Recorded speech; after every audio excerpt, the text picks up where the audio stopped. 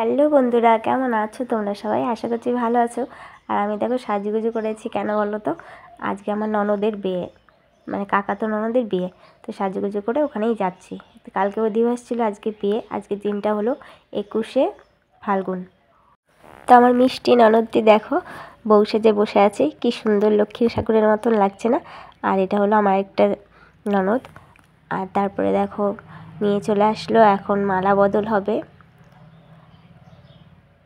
শুভ দৃষ্টির না হয়ে গেছে, তখন আমি ভিডিও করতে পারিনি, মানে তখন আমি খাচ্ছিলাম, তো সেই জন্য আর করা হয়নি।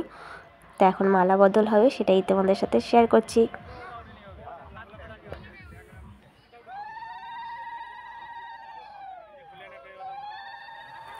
এভাবে মালা বদল নাকি 5বার করতে হয়, একবার ছেলে আগে দেয়, তারপরে একবার মেয়ে আগে দেয়।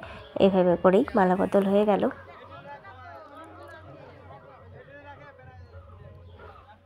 এবার ওদেরকে বসিয়ে দেবে, মানে আমার কাকা শ্বশুরের মেয়ে তো তো কাকু পাঞ্জাবি পরলে খুব ভালো হতো, তো কাকু শার্ট পরেছিল। তো এইভাবে করে মেয়েদেরকে দেখো, একজন মানে মেয়েরা আমাদের তো একটা হৃদয়ের টুকরা হয় বলো, আর এভাবে করে অন্য কারো কাছে সঁপে দিতে হয় তাকে। কতটা কষ্ট হয় যে হয় বাবা মায়ের মনের মধ্যে, সেটা মানে আমি ফিল করতে পারছি। তো তারপরে কন্যাদান হয়ে যাওয়ার পরে, এটা হচ্ছে ওই ছেলেটার বাবা আর কি, জামাইটার বাবা। তো উনি হচ্ছে এই যে টোপরটা না আমাদের কিন্তু বিয়ের আগেই পরে আসে না, মানে ওই বাড়ির ছেলের বাড়ির কেউ উপোস করে, মানে ছেলের কাকু হোক বা বড় দাদারা হোক বা বাবা হোক, তারা এইভাবে করে টোপরটা পরিয়ে দেয়।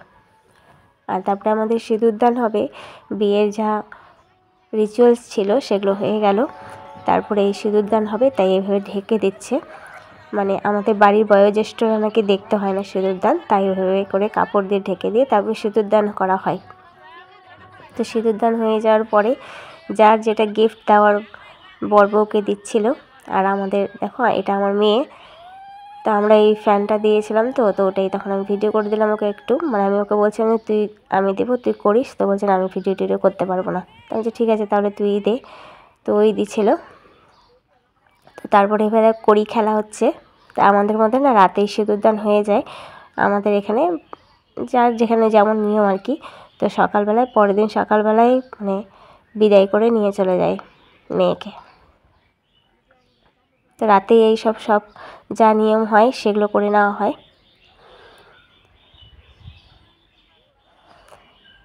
তারপরে বিয়ের পরে একটু ফটোশ্যুট চলছিল, তো দেখো ওরা খুব হাসাহাসি করছিল, মানে লজ্জা লাগছিল আর কি ওদের। তো তারপর পরের দিন সকালবেলায় যখন বিদায় দেবে, তখন এইভাবে করে জল নিয়ে মেয়েকে আর কি তাদের ঘরে নিয়ে গিয়ে রাখতে হয়। তারপরে তো চাল ছিটিয়ে মা বিদায় নিয়ে তারপরে চলে যায়। বলে না যে বাবা মার ঋণ শোধ করলাম, বাবা মার ঋণ তো কোনোদিন শোধ করা যায় না, কিন্তু যেটা নিয়ম আর কি করছে। আর এইভাবে করে দেখো না, ছেলে জামাইবাবুদের এইভাবে করে বাড়ির আর কি মেয়েদের যারা দিদি থাকে, দিদি শালি টালি থাকে জামাইয়ের, তারা এইভাবে করে দেখো, মানে ছেলে জামাইবাবুদের এইভাবে করে সাজিয়ে দেয় একটু, মানে হাসি মজা করে আর কি। শাড়ি পরিয়ে দিচ্ছে ওরা, দেখো এভাবে করে বউ সাজিয়ে বসেছে ওনার পাশে। তা আমরা খুব হাসাহাসি করছিলাম যে এতটা আবার এরকম করতে বলে, করবোই, আজকেরই দিনটা তো। তারপরে বিদায় হয়ে চলে যাচ্ছিল। তা আমাদের এখানে না গরু দান করে অনেকে, বাড়ির কাকু জেঠু বা পিসিরা মাসিরা গরু দান করে মেয়েদের, যেহেতু আমাদের এটা গ্রামের বাড়ি কিনা, তাই গরুটা দান করাটা লোকে ভালো শুভ মনে করে। তো তারপরে গাড়িতে উঠিয়ে দিল, এখন বিদায় হয়ে চলে যাবে। এই সময়টাতে এত কান্না পাচ্ছিল, কি বলবো বন্ধুরা, সবাই কান্না করেছি আমরা, তাই ঠিকঠাক করে আমি ভিডিও করতে পারিনি, যেটুকু পারলাম তোমাদের সাথে শেয়ার করলাম।